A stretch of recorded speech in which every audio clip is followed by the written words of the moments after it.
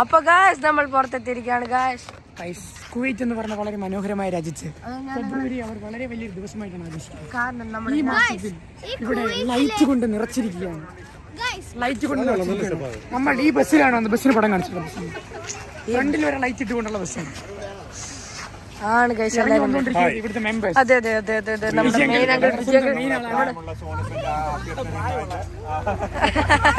അങ്ങനെ ബസ് പോയിരിക്കുകയാണ്. ഇനി നടന്നാണ് വീട്ടിലോട്ട് പോകുന്നത്.